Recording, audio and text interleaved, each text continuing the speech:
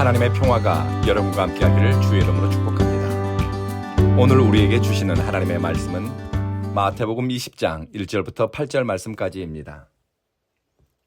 경쟁과 비교는 우리에게 아주 익숙합니다. 학교에 입학하면서부터 경쟁을 배우고 물건을 하나 사더라도 비교 사이트에서 검색을 합니다. 그러다 보니 경쟁하는 것이 생존의 방식이 되었고 비교하는 것은 선택의 원리가 되었습니다. 크게 이상하지 않고 여기에 문제의식을 갖지 않습니다. 하지만 성경적 가치관 안으로 들어가 살펴보면 우리에게 익숙한 삶의 지혜, 생존의 방식들이 무언가 굽어져 있음을 발견하게 됩니다. 경쟁은 목적을 위한 동기부여나 성장을 위한 촉진 기능을 하기도 하지만 본질적으로는 인간의 영혼을 황폐하게 만듭니다. 그리고 비교는 공동체의 연합을 깨뜨리는 시기와 다툼의 뿌리입니다. 야고보서 3장에서 시기와 다툼이 있는 곳에는 혼란과 모든 악한 일이 있다라고 경고합니다. 예수님은 세상에서 통용되는 이치와 다른 가치를 우리에게 제시합니다. 포도원을 운영하는 주인이 일손이 필요했습니다. 아침 일찍 인력시장에 나가서 일당 한 데나리온을 약속하고 일꾼들을 불러왔습니다. 그런데 무슨 생각에서인지 주인은 오전 9시에 인력시장에 다시 나갔습니다. 어슬렁어슬렁 놀고 있는 사람들이 눈에 띄었습니다. 그들에게도 품삯을 주겠다고 약속하고 농장으로 들여보냈습니다. 포도원 주인은 정오 12시에 그리고 오후 3시에 밖에 나갔다가 어슬렁거리는 사람을 발견하고 포도원으로 들여보냈습니다. 오후 5시가 되었습니다. 이제 해가 떨어지기 얼마 전입니다. 주인은 그때까지 일감을 찾지 못해 하루를 땡친 사람들을 발견했습니다. 당신들 여기서 왜 하루 종일 놀고 있는 거요? 우리를 품꾼으로 써주는 사람이 없습니다. 주인은 그 사람들을 자기 포도원에 들어가 일하도록 보냈습니다. 이제 잠시 후면 해가 지고 하루 일과를 마쳐야 하는데 주인의 처사가 의아합니다. 여기서 우리가 눈여겨봐야 할 것은 아침 일찍 인력시장에서 농장으로 일하러 보냄받은 사람들은 고용관계 속에서 일을 하게 됩니다. 일꾼들의 노동에 대한 대가로 주인은 품삯을 지불하는 관계입니다. 주인의 뜻과 의지, 배려와 환대에 대해 신경 쓰지 않아도 되는 그저 노동 계약 관계입니다. 그런데 주인은 일손이 부족하지 않을 텐데 자꾸 장터에 나가 선택받지 못한 사람들, 정상적인 경쟁에서 도태된 사람들에게 마음을 주고 기회를 주기 위해 그들을 찾아갑니다. 그들에게 일할 수 있는 기회, 오늘 하루를 공치지 않고 일상의 삶을 유지할 수 있는 먹거리를 준비할 수 있는 노동의 기회를 제공합니다.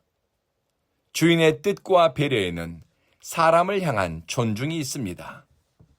경쟁에서 뒤처진 사람의 쓰린 마음을 아우르고 내일의 때거리가 준비되지 않아 근심함으로 집으로 돌아갈 가장들의 어깨에 짐을 덜어주는 배려가 있습니다. 예수님은 하나님 아버지의 성품과 선택을 농장 주인의 모습을 통해 들려주셨습니다. 남겨진 사람들의 존엄성을 살피는 마음, 경쟁에서 뒤처진 사람들을 다시 살아갈 수 있도록 등 떠밀고 기회를 주는 배려. 이것은 효율성보다 먼저 살피는 하나님 아버지의 마음입니다. 하나님이 이스라엘을 선택하고 그들의 기도와 부르짖음에 응답한 것은 그들이 가장 작은 자들이었고 소망 없는 민족이었고 등비빌 언덕이 없는 존재들이었기 때문입니다.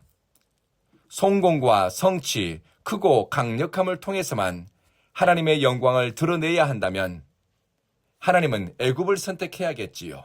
아수르와 바벨론, 페르시아 제국을 선택해야 했을 겁니다. 하지만 하나님은 제국의 폭력 앞에 휘둘리는 민족, 자기의 권리도 제대로 지켜내지 못한 이스라엘을 마음에 품고 그들에게 시선을 두었습니다. 약한 존재를 온전케 하시고 꺼져가는 등불 같은 인생을 되살려 하나님의 영광의 빛을 발하게 하셨습니다. 하나님은 바울에게 이렇게 말씀하셨습니다. 내 은혜가 네게 족하다. 이는 내 능력이 약한 데서 온전하여지기 때문이다 라고 말씀하셨습니다. 약하고 흔들리고 금이 가거나 위태로운 인생들을 붙잡아 하나님의 뜻과 섭리로 그들을 온전케 하십니다. 보여지는 가치로서가 아니라 존재로서 의미 있게 여기기 때문입니다. 찌질하고 못났거나 변변히 할 수 있는 것이 없어 오후 5시까지 아무에게 선택받지 못했지만 포도원 주인은 그들에게 살아야 할 이유를 선물해 줍니다. 오늘 하루의 의미와 목적을 깨닫게 합니다. 주님의 부르심은 노동을 위한 고용이 아니라 초대입니다.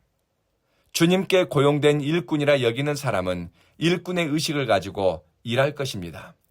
그러나 초대받은 사람은 주인의 환대받는 사람으로 자신의 자리를 인식하는 사람이라면 내게 허락된 일의 가치와 내용을 소중하게 여기고 대할 것입니다. 우리는 몇 시에 초대받은 사람인지, 우리는 일꾼으로 고용되었는지, 아니면 손님으로 주님의 포도원에 초대받았는지 생각할 겨를 없이 일상을 살아내고 있을 겁니다. 오늘 아침 기도하실 때는 주님이 나를 불러주셔서 지금 이곳에 머물고 있는데 고용된 일용직 노동자가 아니라 주님의 특별한 섭리와 배려 속에 초대받은 사람으로 내게 주어진 사역과 기회를 대하고 주님의 초대와 맡겨주심을 감사와 기쁨으로 감당케 해달라고 구합시다. 그리고 하나님의 포도원 안 주님의 섭리와 뜻이 미치는 시간과 공간 안에서는 경쟁과 비교의 원리가 아니라 은혜의 주권이 작동하고 있습니다. 나를 부르신 것도 은혜요, 맡겨주신 것도 은혜이니 더 겸손하여 경쟁과 비교의 얼을 벗어나 자유자로 살 수 있기를 구하십시다. 기도하겠습니다. 자비하신 주님, 이 경쟁의 도성에서 우리를 자유자로 부르셨습니다. 비교하고 또 비교당하는 시대에 우리를 하나님의 보배로운 사람으로 십자가 증인으로 은혜의 통로로 부르셨습니다. 우리에게 허락된 하나님의 긍휼과 은혜의 선택에 겸손함으로 응답하고 순종과 진실함으로 따라가게 하소서. 우리는 종의 근성을 벗어버리고 실력에 따른 우열을 가리는 생각을 깨뜨리고 은혜의 법칙을 따라 살고 은혜의 때를 누리며 사는 것에 익숙해지게 하소서. 사랑하는 주님, 우리 온 교회의 문턱을 넘는 예배자들은 믿음의 말을 풍성하게 하며 진리로 마음 씀씀이를 넓히는 사람이 되게 하소서. 나는 십자가에 죽고 그리스도로 사는 일체의 비결을 일상에서 경험하게 하시니 예수 닮아가는 흔적이 말과 생각, 얼굴 표정과 인간관계에 나타나게 하소서.